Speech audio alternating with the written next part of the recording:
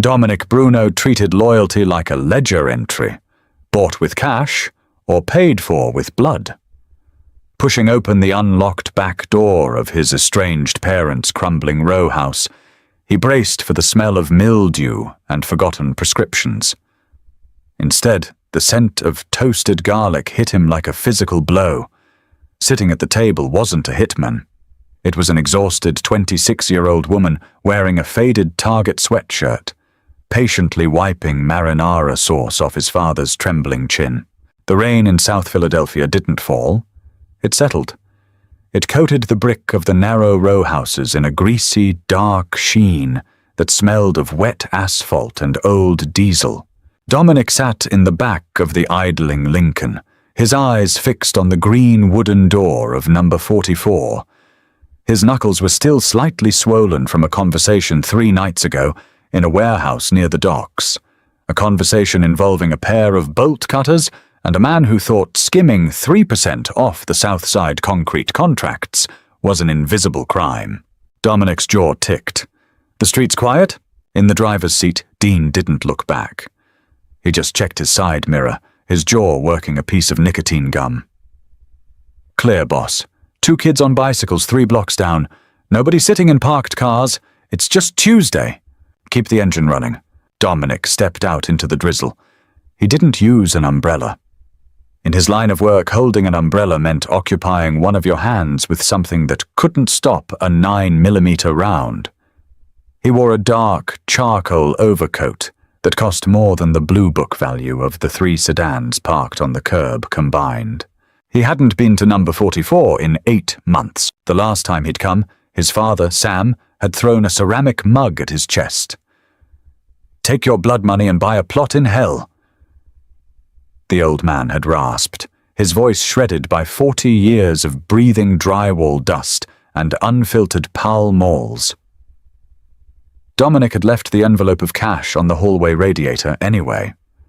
He always did. And every month, Dean would check the city tax registry to make sure the property taxes on number 44 were quietly paid off through a shell LLC. Dominic reached the porch. The floorboards gave a soft, familiar groan under his boots. He reached into his coat, his right hand wrapping around the checkered grip of the Sig Sauer tucked into his waistband, his thumb resting instinctively on the safety. He didn't knock. He turned the brass knob. It gave. Unlocked. A cold spike of adrenaline hit the base of his skull.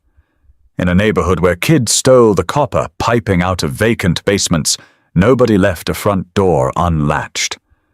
Dominic pushed the door open an inch. No sound of ransacking. No smell of copper or cordite. Instead, there was the smell of toasted garlic, simmering crushed tomatoes, dried oregano. He slipped inside, closing the door behind him with the silent, practiced weight of his shoulder. The narrow hallway was dim, the faded wallpaper peeling near the baseboards where the winter damp got in. He moved toward the kitchen light at the end of the hall, his boots making zero sound on the threadbare runner. He reached the doorframe and stopped. His father was sitting in his usual vinyl-backed chair. Sam's left hand was resting on the table, tremor shaking so violently that the spoon beside his bowl was tapping a erratic, metallic rhythm against the formica. Standing over him wasn't a visiting nurse in a pair of crisp blue scrubs. It was a young woman. Her dark hair was hoisted up into a messy knot, held together by a cheap plastic claw clip that was missing 2 of its teeth. She wore a grey sweatshirt with a faded logo of a high school track team she looked 10 years too old to have ran for. "Sam, look at me," she was saying. Her voice wasn't the high-pitched, patronizing sing-song people used on toddlers and the dying. It was flat, grounded, the voice of a woman who had already explained something twice today and was prepared to explain it a 3rd time without losing her temper. "You try to hoist the bowl, you're going to wear the minestrone. Put your hand flat. Good. Now, let the spoon come to you." She guided a plastic spoonful of broth to the old man's mouth. Sam took it, his jaw working slowly. "Good," she said. At the other end of the small table sat Dominic's mother, Connie. She had a pair of reading glasses perched on the very tip of her nose, her finger tracing the lines of an electric bill. Beside her sat a little boy, maybe 6 years old, with a mop of unruly brown hair, furiously coloring a drawing of a Tyrannosaurus Rex with a blunt green crayon. "Tess, honey," Connie said, her voice thin. "This says the delivery charge went up $12. How does the electricity cost $12 just to get here? Does it take a taxi?" The woman, Tess, didn't look up from Sam's chin as she dabbed it with a paper towel. "It's a grid adjustment fee, Connie. They tack it on in November, so when you turn the heat on in January, you don't notice the jump. I'll call them on my lunch break tomorrow and tell them you're on the fixed income senior tier. They'll knock $8 off." "God bless you, Teresa," Connie sighed. Dominic shifted his weight. A floorboard beneath the linoleum let out a sharp clack. 4 heads turned. The little boy dropped his green crayon. It rolled across the table and fell off the edge, bouncing once on the floor. Connie's hand flew to her collar. "Dominic!" Sam didn't look up. He just stared at his bowl of soup, his shaking hand suddenly going rigid against the table, his knuckles turning white. Dominic didn't look at his parents. His eyes locked onto Tess. In his world, when a stranger was caught in a room they didn't belong in, they did one of 3 things. They reached for a weapon, they threw their hands up and started talking fast, or their eyes darted to the nearest window to calculate the drop. Tess did none of those things. She kept the plastic spoon in her right hand. She took half a step to her left, a tiny, imperceptible shift of her sneakers that put her own body directly between Dominic's 6'2" frame and the little boy sitting at the table. Her eyes didn't go wide. They narrowed.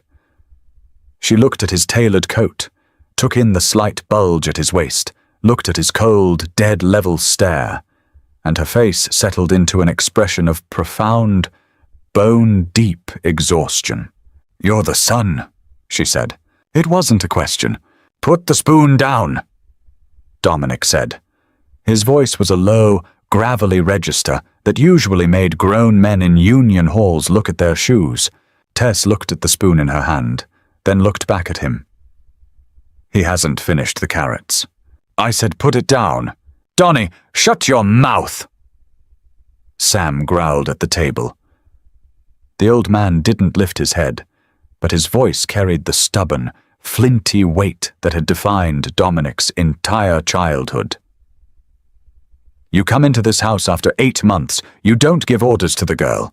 She's the only reason your mother didn't break her hip on the ice last Tuesday." Dominic ignored his father. He unbuttoned the top 2 buttons of his overcoat, stepping fully into the kitchen. The room suddenly felt half its normal size. He pulled out one of the wooden chairs opposite the little boy, turned it around, and sat down, straddling it, his forearms resting on the backrest. He looked at the kid. The boy was staring at Dominic's bruised right hand. "What's your name?" Dominic asked the boy. "Sammy," the kid whispered. "Go watch the television in the front room, Sammy," Tess said. She didn't raise her voice, but there was a steel rod running through the center of it. "Take your dinosaur." The boy grabbed his paper and scrambled off the chair, his light-up sneakers flashing red as he bolted down the hallway. Dominic turned his gaze back to Tess. She was still standing by Sam. "Who do you work for?" "Myself," she said. "Which agency?" "The agency quit coming in September," Connie said, her voice trembling slightly as she folded her hands over the electric bill. "The girl they sent, the one with the red car, she said the parking was too bad, and then somebody broke her passenger window down on Wharton Street. The office told us they didn't have any staff willing to take the South Side route anymore." Dominic felt a cold flush of genuine rage hit his chest. He paid a premium health concierge service in Center City $4,000 a month to manage his parents' home care. The fact that an agency had quietly dropped them off a route map and kept cashing his automated clearinghouse drafts was a mistake somebody was going to answer for with their dental records by Friday. "So who are you?" Dominic asked Tess. "I live at 48, she said, 2 doors down. And you just walk in here and play nurse?" Your mother was trying to haul a 12-pack of Scott tissue up the porch steps in the freezing rain while holding a walker, mister," Tess said. She crossed her arms over her faded track sweatshirt. "I took the paper. Then I came inside because the house smelled like gas. Your dad had left the back burner on low without a flame for 3 hours trying to warm up a kettle." Dominic's eyes flicked to the stove. "I check on them before my shift," Tess continued, her tone strictly transactional. "And I come back at 4 to make sure Sam takes his Cinemet on an active stomach.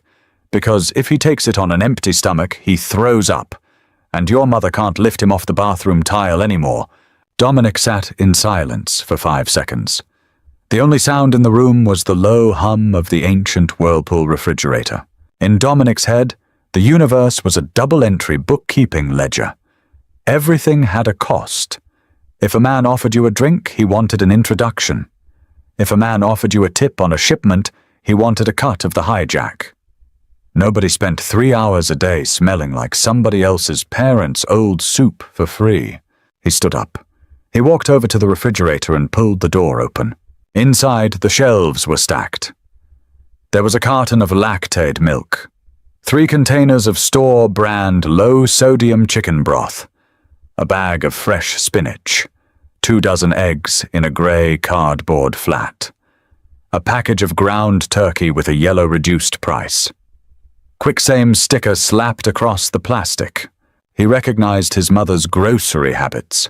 She bought whatever was on the front page of the circular, but she hadn't left the house in months. He closed the fridge door and turned around. "Who paid for the groceries?" Connie looked down at her lap. "We gave her the cash from the jar, Donnie. The jar has 84 cents in it, Connie," Tess said quietly. She looked at Dominic, her chin coming up an inch. "I bought them. It's fine." "How much?" Dominic asked. "It doesn't matter." Dominic reached into his trousers. He pulled out a black leather money clip bound around a stack of $100 bills thick enough to choke a dog. He peeled off 500s and dropped them onto the Formica table right over the spot where the kid had been drawing his dinosaur. "That covers the groceries," Dominic said. "And your time. Don't come back here again. I'll have a private nurse stationed in the front room by 9 o'clock tomorrow morning." Tess looked down at the 5 crisp green bills. She didn't gasp. She didn't look insulted. She reached out with 2 fingers, slid one of the $100 bills toward herself, picked it up, and held it out to him. The turkey was $6.50. The eggs were $3.20. The milk was $4. She said, "Give me a 20 and a 5, and take this back. I don't carry hundreds. The bodega down the street thinks they're counterfeit, and the gas station won't make change for anything over a 50. Dominic stared at the bill in her hand. "Take the 500. "No, I don't like owing people," Dominic said, his voice dropping into that dangerous quiet place. "And I don't like guys who drop $500 on a kitchen table like they're tipping a stripper," Tess said. The silence that followed was absolute. Sam let out a dry, rattling wheeze that might have been a laugh if his lungs had the capacity for it. Tess didn't flinch. She let the $100 bill flutter out of her fingers back onto the table. She reached over, grabbed her little boy's green crayon off the floor, put it in her pocket, and walked toward the hall. "The Cinemet is on the counter," she said to Connie as she passed. 2 pills at 6 o'clock. Don't let him drink grapefruit juice with it." The front door clicked shut.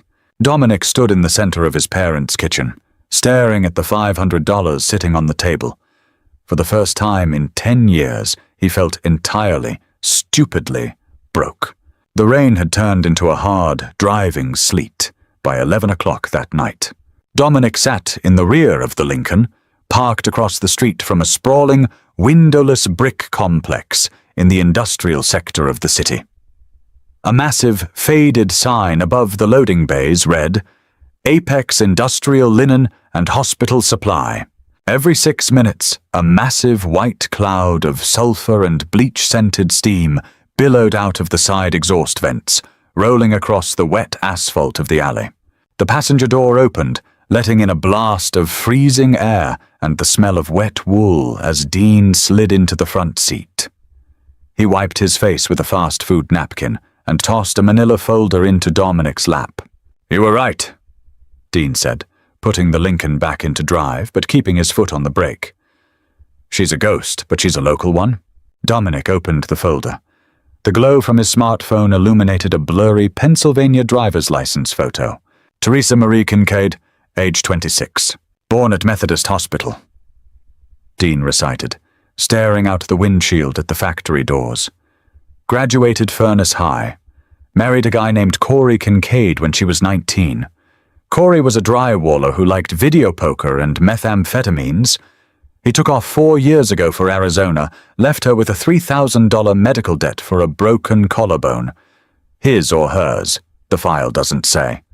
And the kid. Dominic stared at the photo. In the picture, her hair was down, but the eyes were the same. Tired. Assessing. She works the 2 to 11 shift here. Dean continued. Loads industrial washing drums with hospital bedding and hotel sheets, $12.50 an hour. Takes home roughly $1,600 a month after taxes. Dominic turned the page. There was a printout of a property deed for number 48. "That's the interesting part," Dean said, tapping the steering wheel. "Her building is owned by a guy named Grigory Vlasov." Dominic's thumb stopped halfway down the page. "The Russian?" "The very same," Dean said. "Grigory's been buying up the foreclosed row houses on that block for 3 years, turning them into multi-unit rentals without pulling zoning permits. I had a guy at the magistrate's office pull the ledger. Tess Kincaid is 2 months behind on her rent. $900 a month, plus Grigory tax on a $50 late processing fee every Friday. The balance isn't zeroed out." Dominic looked out the tinted window at the heavy iron doors of the linen plant. "How much does she owe him total?" $2,150, Dean said.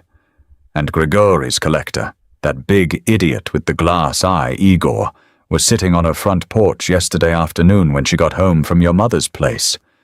Neighbor said he sat there eating sunflower seeds for an hour just watching her kid play on the sidewalk." Dominic felt a slow, dark heat start to pool in his stomach. It wasn't altruism. Dominic didn't believe in the concept. It was a matter of jurisdiction. Tess Kincaid had put $30 worth of groceries into his mother's refrigerator.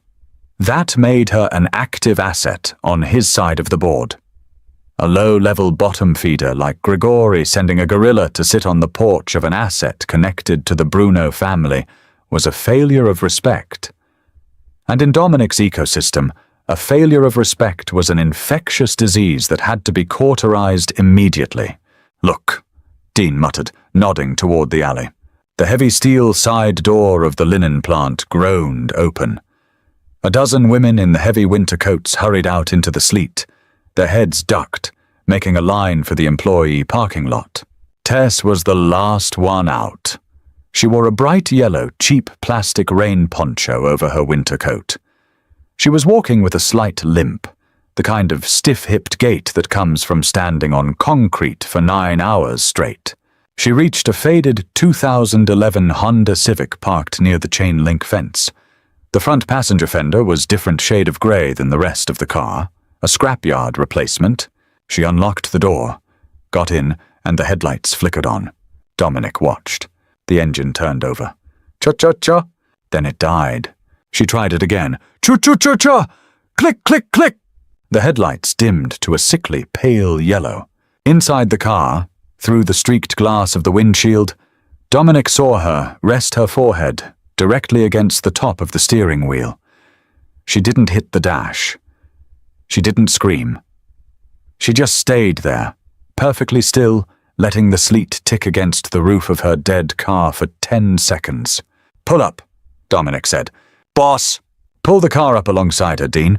The Lincoln glided across the empty, wet street, its massive tires cutting through the slush. Dean pulled up so close to the driver's side of the Civic that Tess couldn't have opened her door more than 6 inches. Dominic pressed the button on the armrest. The rear tinted window slid down silently, letting the icy, freezing rain hit his face. Tess lifted her head from the steering wheel. She looked at the massive black sedan, recognized the chrome trim, and rolled her own manual window down 3 inches. "You're following me now?" she asked. Her breath plumed white in the narrow gap between the vehicles. "Your alternator's gone," Dominic said. "It's the battery terminal. It gets loose when it gets below 30 degrees. I just have to tap it with a wrench. Open the door, Tess.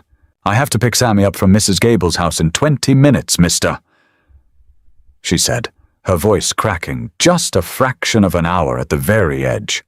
"It's 3 miles away. If I'm late after midnight, she charges me double for the overnight sitting." "Dean," Dominic said, without looking away from her. "Call Sam's auto on Passyunk. Tell them to send a flatbed here right now. Put the Civic on Dominic Bruno's tab." Tess's eyes flashed in the dark. "I didn't ask you for a tow—" "Get in the car," Dominic said. "No. Your kid left his green crayon on my mother's kitchen floor," Dominic said, his voice entirely flat, devoid of any Hollywood charm or warmth. "My father wants to know when you're bringing him back to finish the dinosaur. Get in the car, Tess. I'm not asking you twice." She stared at him through the falling sleet. For 3 long seconds, the pride of a woman who had survived 4 years of solo warfare fought against the sheer, crushing gravity of a dead battery in the middle of a winter storm. She reached down, grabbed her canvas tote bag off the passenger seat, pushed her door open against the side of the Lincoln, and climbed into the back seat. The door slammed shut. The Lincoln smelled of rich, dry leather and expensive cedar wood. Tess smelled of industrial bleach and damp cotton. She sat as far to the left against the door as humanly possible, staring straight ahead at the back of Dean's headrest. "Where's the sitter's house?" Dean asked quietly. 412 McKean, she said. The Lincoln pulled away from the curb. Dominic didn't look at her, but as the streetlights of the industrial district washed over the interior of the car, he noticed her right hand. She was holding her little boy's blunt green crayon so hard her knuckles were trembling. The heater in the Lincoln blew a steady stream of dry, climate-controlled warmth, but Tess kept her arms locked tightly across her chest. She watched the wet row houses slide past the window. Neither of them spoke for the 4 minutes it took to reach McKean Street. When Dean pulled the massive sedan against the curb behind a rusted plumbing van, Tess had her hand on the door handle before the tires even stopped rolling. "Stay in the car," she said to the glass. She didn't look at Dominic. She just shoved her door open into the driving sleet and hurried up the narrow concrete steps of a narrow brick house with a glowing yellow porch light. Dominic watched through the rain-streaked window. The front door opened. An older woman in a thick quilted housecoat stood in the frame. There was a brief, sharp exchange of words, the universal midnight choreography of working mothers and exhausted babysitters. Tess reached into her tote bag, pulled out a small envelope of cash, and handed it over. A moment later, she turned back towards the street. She was carrying Sammy. The boy was asleep, his head slumped heavily over her shoulder, his legs dangling in a pair of faded sweatpants that had been washed so many times the navy blue had turned a dusty charcoal. Tess had wrapped her own yellow plastic rain poncho around his back to keep the freezing rain off his neck. She was taking the porch steps sideways, her stiff hip catching on the second drop. Dominic reached for his door handle. "Boss?" Dean warned from the front seat, his eyes on the rearview mirror. "You step out there, you're just going to make her madder." "Keep the heater cranked," Dominic said. He stepped out into the sleet. The shock of the cold air felt good against his skin. It cleared the smell of old hospital laundry out of his nose. He met Tess at the bottom of the steps, reaching out without saying a word to take the boy's weight off her chest. Tess jerked back, her wet sneakers slipping an inch on the icy sidewalk. "Don't touch him. You're going to drop him on the concrete, Tess," Dominic said. His voice wasn't gentle. It was a flat statement of physics. "Give me the kid. Get in the car." She looked at his face, rain dripping from the brim of her hair down her nose. Her chest heaved once, a ragged, shallow intake of air. She didn't say thank you. She just leaned forward and let Dominic slide his hands under Sammy's arms. The boy weighed almost nothing. 40 pounds of warm, sleeping kid, smelling faintly of cheap cherry cough syrup and peanut butter.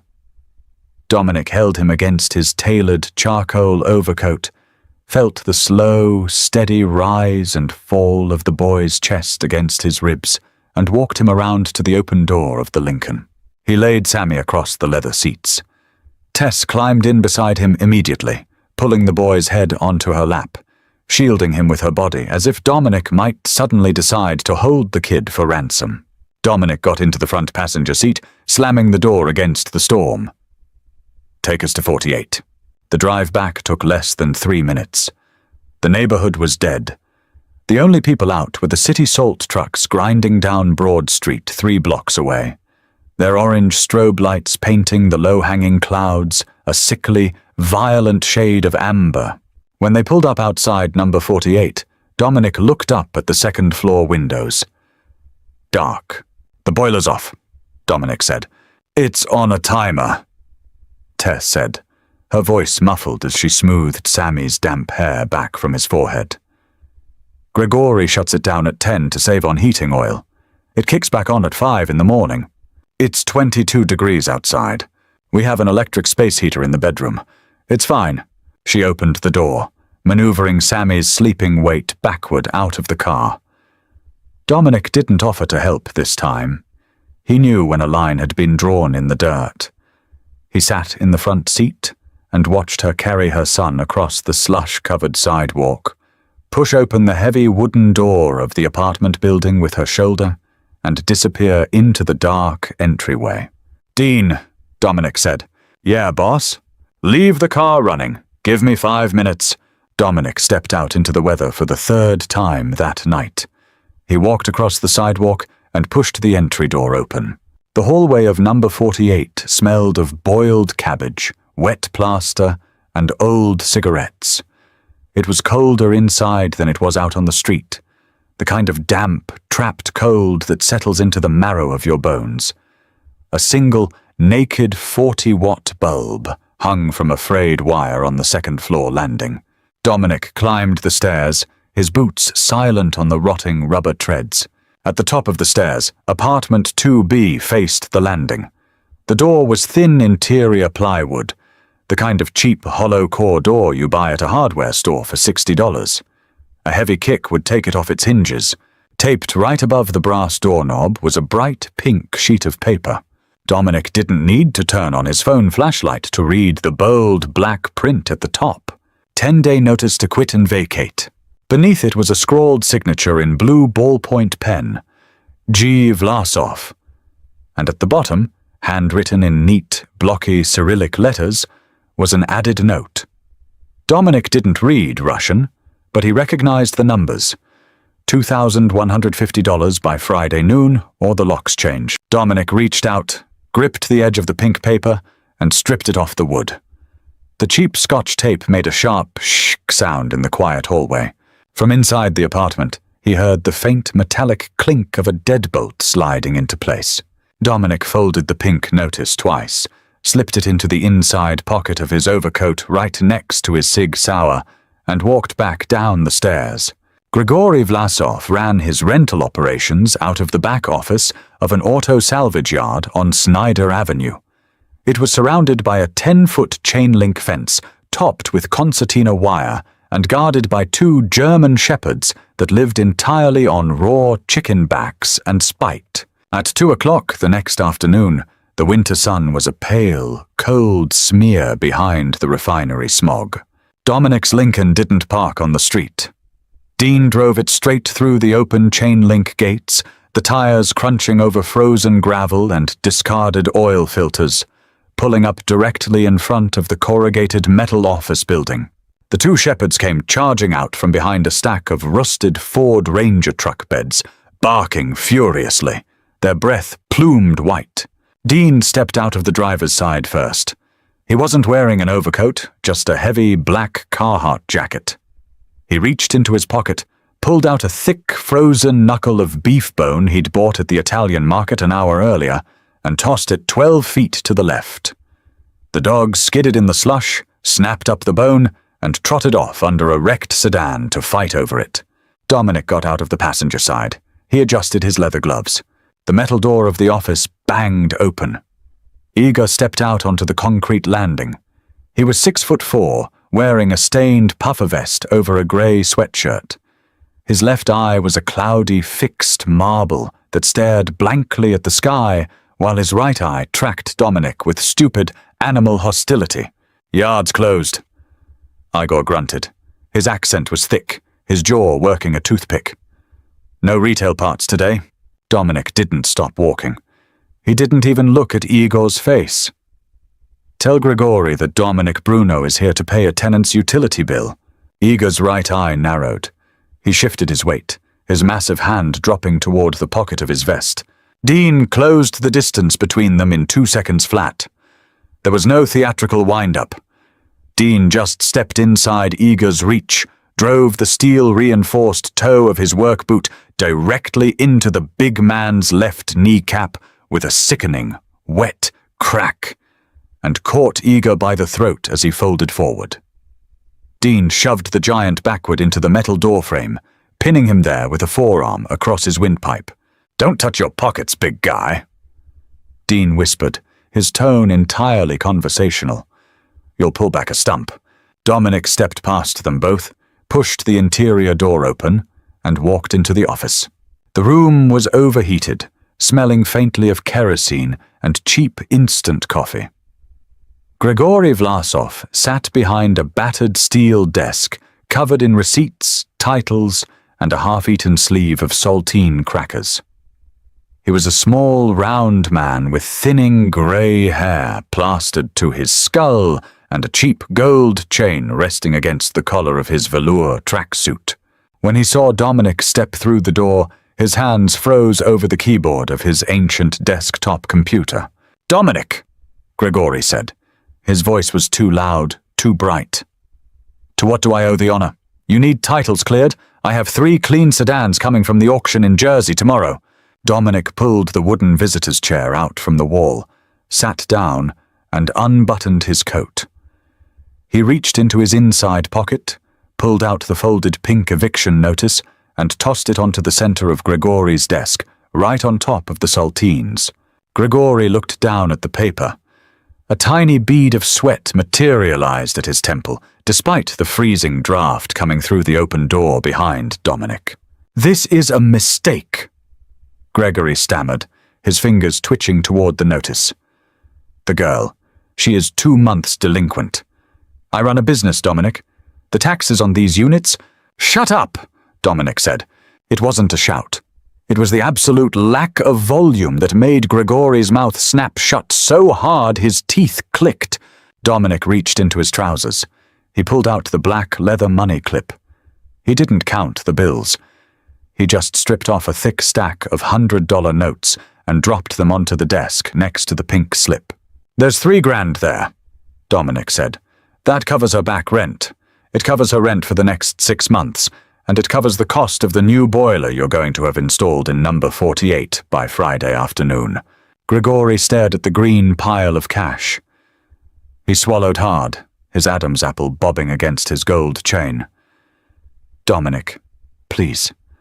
I did not know she was protected by your family. If I had known—" "She isn't," Dominic said coldly. "She's a nobody. But she feeds my father soup on Tuesday afternoons. That means when your idiot with the glass eye sits on her porch eating sunflower seeds, he's breathing air that belongs to me." Dominic leaned forward, resting his gloved forearms on the edge of the steel desk. "You turn the heat off at 10 o'clock again," Dominic murmured, his voice dropping into a register that sounded like grinding stones. "And I won't send Dean to break your collector's other knee. I'll call my friends at the Department of Licenses and Inspections. I'll have every single illegal multi-unit conversion you own in South Philly red-tagged by Monday morning. I'll have the fire marshal condemn your salvage yard for soil contamination. You'll be selling hot dogs out of a pushcart on Broad Street by February. Gregory sat frozen, his hands splayed flat on his thighs. The boiler will be fixed tomorrow morning, Dominic. I swear it on my mother. Leave the pink slip. Dominic said, standing up. And bring her the receipt for the rent, zero out yourself. If you look her in the eye when you hand it to her, I'll know. Dominic turned and walked out of the office. In the gravel yard, Dean was standing over Igor, who was sitting in the grey slush holding his ruined knee, his face pale and sweating in the winter cold. "We good, boss?" Dean asked, wiping his hands on a rag. "We're good?" Dominic said, getting into the Lincoln. "Let's go check on my mother's electric bill." At 6 o'clock that evening, the kitchen of number 44 smelled of toasted bread and warm butter. Dominic sat in his father's vinyl chair.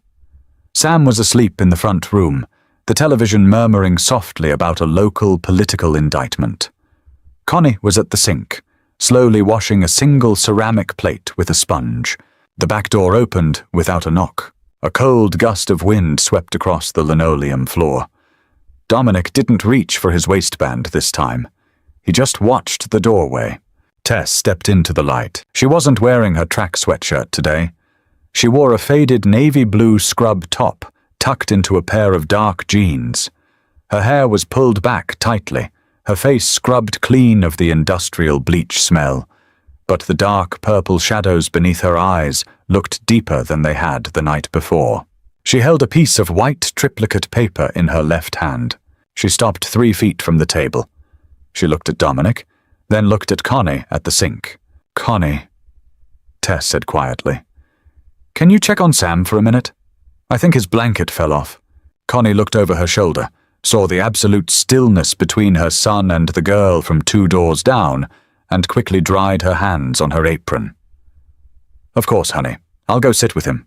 The old woman hurried down the hallway, her slippers shuffling softly against the floorboards. When the kitchen was empty, Tess walked up to the Formica table and slapped the piece of white paper down right in front of Dominic. It was a stamped rental receipt from Vlasov Property Management, LLC. Balance, $0. Paid in full through June. "Grigori brought that to my door 20 minutes ago," Tess said. Her voice was shaking, not with gratitude, but with a quiet, terrifying fury. "He looked like he was going to throw up on my welcome mat. He told me the heating guys are coming at 8 tomorrow morning to replace the baseboard units." Dominic didn't look at the receipt. He looked up at her face. "You're welcome. I didn't ask you for this," she breathed, stepping half a pace closer, her hands knotting into fists at her sides. "Do you understand what you just did?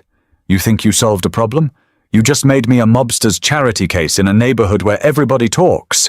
Nobody talks about Grigori," Dominic said flatly. "Grigori is a coward." "I don't care about Grigori!" Tess snapped, her voice finally breaking its flat, controlled register. "I care about me. I care about my son. For 4 years I have paid my own way. I have worked 9 hours a day in a factory that smells like infected blood and bleach. I have counted pennies at the grocery store, so nobody could ever walk into my house and tell me I owe them something." She pointed a trembling finger at his chest. "Guys like you don't give away $3,000 for nothing?" she said, her eyes shining with unshed, angry tears. "What's the interest rate, Dominic? What happens in July when the rent comes due again? Do I run errands for you? Do I keep packages in my closet? What's the price for the boiler?" Dominic sat entirely still. He let her anger wash over him. He had seen men plead for their lives. He had seen politicians sweat through $2,000 suits when presented with photographs of their mistresses. He had never seen a woman furious because someone had turned her heat on. He stood up slowly. He didn't tower over her. He kept his hands at his sides, out of his pockets, entirely unthreatening. "There is no price," Dominic said quietly. "Bullshit. My father," Dominic said, his voice dropping into that raw, grounded space where he kept his own ghosts, "is dying of Parkinson's disease. My mother has bad knees and a bad heart. I have $6 million sitting in 3 different accounts in Delaware, and I can't walk into this house without my old man throwing a coffee cup at my head because he thinks my money is cursed. He stepped 1 inch closer to the table. You came in here, Dominic continued, pointing at the stove. You wiped his face. You made sure my mother didn't break her neck on the ice. In my business, Tess, when somebody protects your blood, you owe them a debt. I don't like unpaid debts. It keeps me awake at night. Tess stared at him, her chest heaving. I did it because they're old, not because I wanted your money. I know, Dominic said. That's why you got the boiler. The kitchen fell dead silent.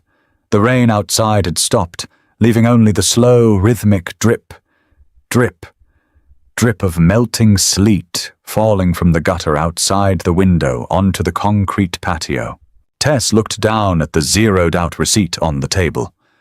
The anger seemed to drain out of her shoulders all at once, leaving behind the sheer, crushing exhaustion of a single mother who hadn't slept 7 consecutive hours since the Obama administration. She reached out, her fingers touching the edge of the paper. Gregory said the new boiler is gas, she whispered, her voice barely audible over the hum of the refrigerator. He said it heats the water faster. It does, Dominic said. She closed her eyes for 3 seconds. A single tear escaped her left eyelash, cutting a clean, pale track down her cheek before she brushed it away fiercely with the back of her wrist. Sammy's dinosaur is still on the counter, she said, her voice returning to its flat, practical baseline as she turned toward the hallway. Tell your mother I'll be back tomorrow at 4 to check Sam's blood pressure. Tess, Dominic said before she reached the doorframe. She stopped, looking back over her shoulder. Buy the name-brand milk next time, Dominic said. The cheap stuff tastes like chalk. For a fraction of a second, the corner of her mouth twitched upward. Not quite a smile, but the recognition of a fellow survivor standing on the other side of the trenches.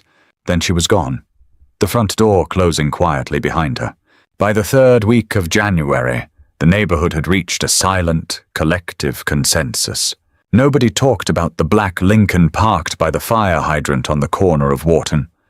Nobody mentioned that the city plows, which usually left their narrow side street buried under 3 feet of dirty, compacted slush until March, suddenly cleared the asphalt down to the bare blacktop by 6 o'clock every morning.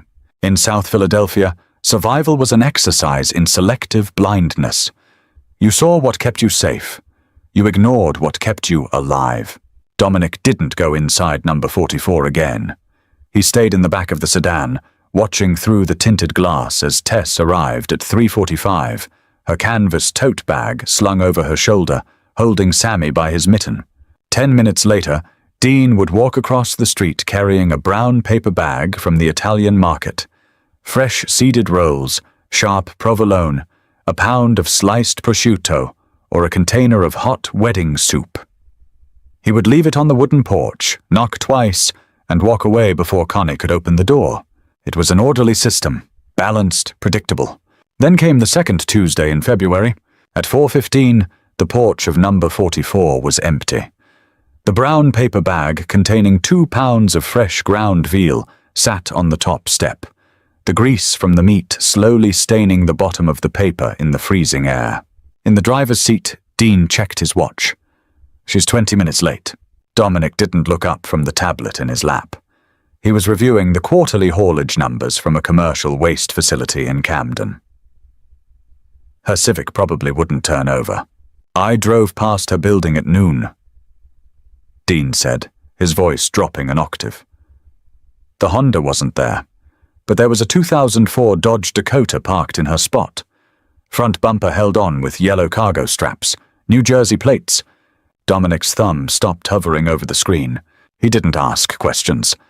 In his world, a strange truck in a dedicated parking space wasn't a traffic violation. It was an unverified variable. And unverified variables eventually cost money. His phone buzzed in his overcoat pocket. The screen read, Connie, home. He hit accept, bringing the receiver to his ear. Ma, Donnie, his mother said. Her breath was coming in short, shallow catches, the sound of the television in her living room completely muted. "Donnie, you need to come inside. Right now." "I'm outside, Ma. What's wrong?" "It's the little boy," she whispered. Dominic shoved his door open before she finished the sentence. He crossed the street in 3 long strides, Dean right on his heels, his Carhartt jacket unzipped to clear his drawer. Dominic didn't use his shoulder this time. He turned the knob and walked into the narrow hallway. Sammy was sitting on the bottom step of the staircase. He wasn't wearing his winter coat. He had his little red light-up sneakers on the wrong feet, the Velcro straps hanging loose. His face was blotchy, his nose running, his hands clamped tightly over his ears. Standing over him was Sam. The old man had managed to get out of his vinyl chair. He was leaning heavily on a wooden cane, his left leg shaking so violently his slipper was slapping the hardwood floor, but his right hand, his good hand, was gripping the heavy brass handle of his cane like a baseball bat. "Donnie," Sam rasped, his eyes bloodshot and wild. "Get in the kitchen. Get your mother the phone." Dominic knelt in front of the kid. He didn't touch him. "Sammy, where's your mom?" The boy let out a ragged, hitching sob, his shoulders shaking. "The man took her purse. He threw the lamp." Dominic stood up. He looked at Dean. "Stay with my parents," Dominic said. "Boss, lock the front door behind me, Dean. Put Sam back in his chair. If anybody comes up those porch steps who doesn't look like me, put 2 through the wood." Dominic didn't wait for an answer.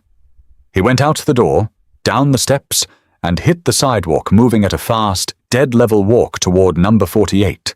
The air smelled of impending snow, that sharp, metallic ozone that makes your nostrils stick together. He reached the heavy glass entry door of Tessa's building. The lock wasn't engaged. The door was propped open by a shattered concrete landscaping brick. Dominic took his Sig Sauer out of his coat. He didn't rack the slide. He kept a round in the chamber as a rule of thumb. He held the weapon low against his right thigh, his overcoat draping over the dark metal, and took the stairs 2 at a time. When he reached the second-floor landing, he didn't need to check numbers. The hollow-core plywood door of apartment 2B was hanging open off its top hinge. The frame near the strike plate was splintered into raw, yellow toothpicks of pine where someone had kicked it through. From inside, a man's voice, thin, nasal, vibrating with the frantic, chemical energy of a 3-day methamphetamine bender, echoed into the stairwell. "I know you got it, Tessie. Don't lie to me. Gregori's guy told Jim at the bar that some union suit dropped $3,000 in cash to clear your ledger. You don't get $3,000 for washing hospital sheets. Where's the rest of it?" There was the sound of a plastic drawer being ripped out of a dresser and hurled against the wall. "Corey, stop!" Tessa's voice said. It wasn't the strong, grounded voice she used on Sam. It was thin, hoarse. The voice of a woman backed into a corner of her own kitchen. "There is no money. He paid the landlord directly. I never touched a cent of it." "Bullshit!" Dominic stepped through the broken doorframe. The apartment was tiny, a single main room with a kitchenette along the far wall and a mattress on the floor covered in dinosaur sheets. Tess was backed up against the kitchen sink. Her hair was down, tangled around her face, a dark red welt rising along her left cheekbone. Standing 3 feet from her was Corey Kincaid. He was wearing a greasy camouflage hoodie under a denim vest. He was skinny, the kind of hollowed-out, twitchy skinny that comes from replacing food with stimulants and gas station energy drinks. In his right hand, he held a heavy 12-inch flathead screwdriver he'd pulled out of a toolbox on the counter. He heard Dominic's boots on the linoleum and spun around, raising the screwdriver like a prison shank. "Who the hell are—" Corey started. He stopped. He looked at the 6'2" frame filling the doorway. He looked at the tailored $5,000 charcoal overcoat. Then his eyes dropped to the black, matte-finished Sig Sauer hanging casually against Dominic's right trouser leg. The chemical fire in Corey's pupils extinguished instantly, replaced by the primitive, cold-water clarity of prey, realizing it had wandered into a predator's den. "Put the tool on the counter," Dominic said. His voice didn't echo in the small apartment. It absorbed the sound. It was the absolute baseline of human communication. No anger, no theatrical threat, just an instruction issued by a man who had never had an instruction disobeyed twice. Corey's Adam's apple jerked up and down his scrawny neck. His eyes darted to the shattered doorway behind Dominic, calculating the distance, calculating the spread of a 9mm hollow point at 8 feet. "Look, man," Corey stammered, his voice dropping into a desperate, fast-talking whine. "This is a domestic situation, all right? This is my wife. That's my kid's room. I got legal rights to be here." Dominic took 2 steps forward. He didn't raise the gun. He just closed the physical distance until he was standing 4 feet from the skinny man in the camouflage hoodie. The smell of stale sweat, cheap tobacco, and chemical paranoia radiating off Corey was overwhelming. "She isn't your wife," Dominic said. "She's Teresa Kincaid. You abandoned her 4 years ago. You left her with a broken bone and a hospital bill." Corey's hand shook. The tip of the flathead screwdriver wobbled in the air. "Who are you? Her pimp? You her boyfriend?" "I'm Sam Bruno's son," Dominic said. The name hit Corey like a physical blow to the sternum. Even 4 years in Arizona hadn't erased the basic geography of South Philadelphia. You didn't need to read the newspapers to know who Sam Bruno was. You just needed to know which union halls didn't allow state troopers inside the doors. Corey's fingers went numb. The screwdriver slipped out of his grip, hitting the Formica counter with a loud, dull clack before rolling onto the floor. "I didn't know," Corey whispered, his hands coming up to his chest, palms facing outward. "Jesus, man, I didn't know she was with the Brunos. Jim didn't say nothing about no Brunos." Dominic didn't look at the screwdriver. His cold, dark eyes stayed locked onto Corey's pupils. "Take your wallet out," Dominic said. Corey blinked. "What?" "Your wallet. Take it out of your jeans." Corey reached trembling fingers into his back pocket and pulled out a cheap nylon Velcro wallet. "Tess," Dominic said, without breaking eye contact with Corey. "Take his keys off the counter." Tess moved along the edge of the sink. She didn't look at her ex-husband. She reached out, grabbed a set of brass keys attached to a faded red lanyard, and pulled them to her chest. "How much money do you have in that wallet, Corey?" Dominic asked. $40, Corey choked out. "Maybe 50. Dominic reached into his overcoat with his left hand. He pulled out his leather money clip. He peeled off $500 bills and held them out. "This is $500, Dominic said. "There is a Greyhound bus leaving the terminal on Filbert Street for Phoenix, Arizona at 6:30 tonight. A one-way ticket costs $185. That leaves you $315 for food and methamphetamine." Corey stared at the money, his chest rising and falling rapidly. "You are going to walk out of this building," Dominic said, his voice dropping into that quiet, grinding register that made men's knees turn to water. "You are going to walk to Broad Street? You are going to get on the subway to City Hall? You are going to buy the ticket? If your Dodge Dakota is still parked in that lot at 5 o'clock, I will have Dean put it in the industrial crusher at Snyder Avenue with your luggage inside it." Dominic leaned forward an inch. "If I ever see your face in Pennsylvania again," Dominic whispered. "If I ever hear that you called her phone, if I ever find out you sent a letter to my mother's house, I won't kill you, Corey. Killing people brings paperwork. I will have Dean take you down to the basement of the linen plant. I will put both of your hands into the industrial mangle press. You will spend the rest of your natural life drinking your meals through a plastic straw. Do you understand me?" Corey didn't speak. He couldn't. He just nodded violently, tears of sheer pathetic terror spilling over his lower eyelids. Dominic dropped the $500 onto the floor at Corey's feet. "Pick it up," Dominic said, "and get out." Corey dropped to his knees, his trembling hands scrambling over the linoleum to gather the green notes. He stuffed them into his front pocket, scrambled back onto his feet, and bolted past Dominic, his shoulders hunched, his boots slipping on the broken door frame as he fled down the stairwell. The heavy entry door downstairs slammed shut. Dominic stood in the center of the rec department.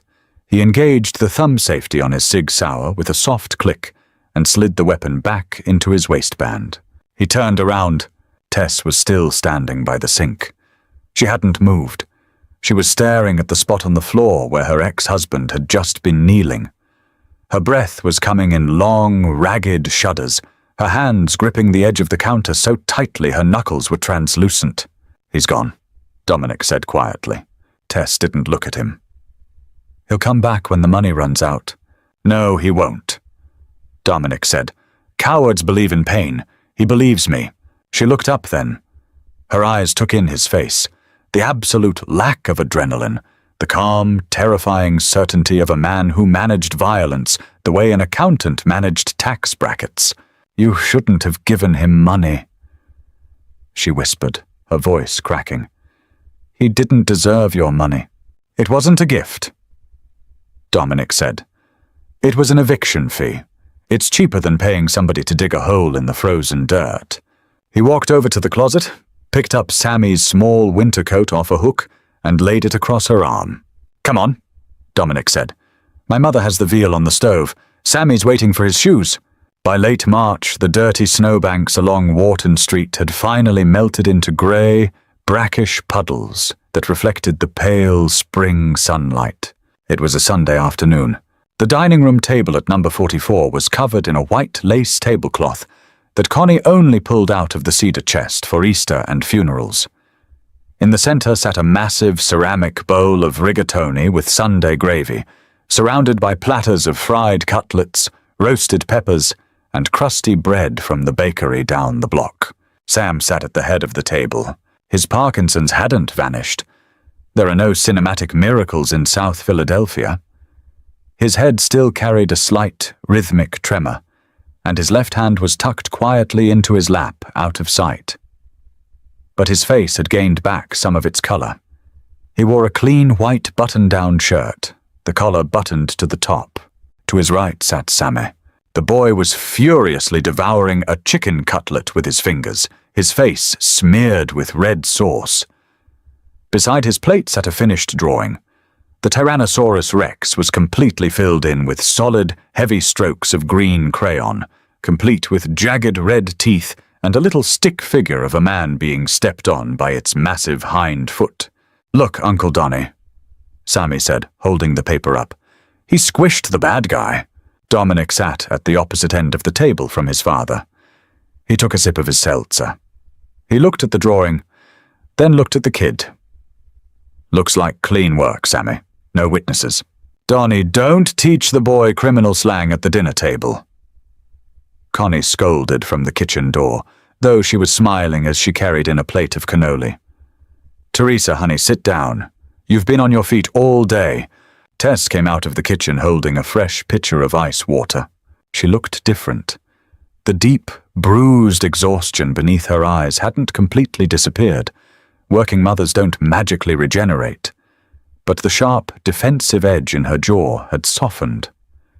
She wore a simple grey sweater, her dark hair falling freely over her shoulders. She set the pitcher down and took the chair between Sammy and Dominic. "Gregory called me this morning," Tess said quietly, passing the bread basket to Dominic.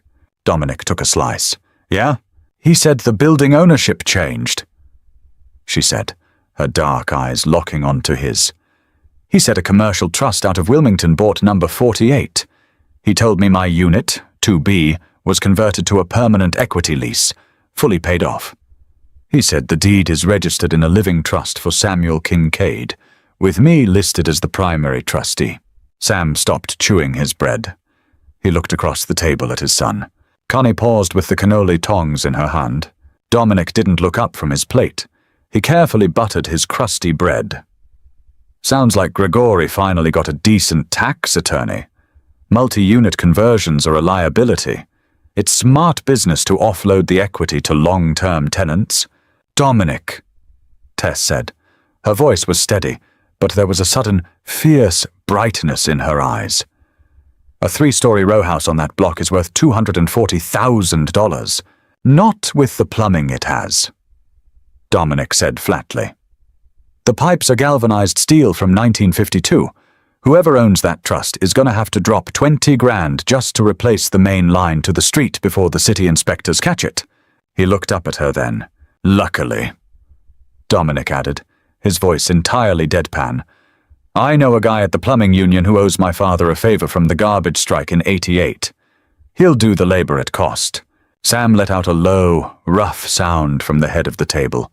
It started as a dry cough, rattled in his damaged lungs, and finally broke into a genuine, wheezing laugh.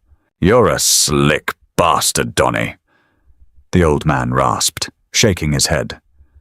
30 years I tried to teach you how to handle people, and you buy a woman a house just so you don't have to listen to her complain about the heating oil. Eat your rigatoni, old man, Dominic said. Before your hand starts shaking and you ruin the tablecloth. Sam didn't throw a cup. He didn't curse. He reached out with his trembling right hand, took the heavy serving spoon, and clumsily dropped 3 extra meatballs onto Dominic's plate. Eat, Sam commanded. You look skinny. Those fancy restaurants in Center City don't feed you enough. After dinner, while Connie and Sammy were in the living room watching a nature documentary, Dominic stepped out onto the back concrete patio to get some fresh air. The sun was setting, painting the brick chimneys of the neighborhood a deep, bruised shade of purple. The screen door squeaked open behind him. Tess stepped out onto the concrete. She didn't have a coat on, but the spring air was mild enough that she didn't shiver. She stood next to him, leaning her hips against the wooden railing, looking out over the tiny, fenced-in yard. I won't work for you, she said quietly. I don't have any laundry that needs washing. Dominic replied. I mean it, Dominic. I won't hold money. I won't make phone calls. If you ever ask me to do something that puts my son in danger, I will sell that apartment for $50 and move to Ohio. Dominic turned his head to look at her. In his world, women looked at him with either fear, calculated ambition, or the desperate, clinging hope that his money could shield them from reality. Tess looked at him the way Dean looked at him, like a dangerous, highly effective piece of heavy machinery that required careful handling and absolute honesty. I don't need employees, Tess, Dominic said softly. I have 200 guys on payroll who would jump off the Walt Whitman Bridge if I told them the water was warm. What I don't have is somebody who tells my father to shut his mouth when he refuses his medication.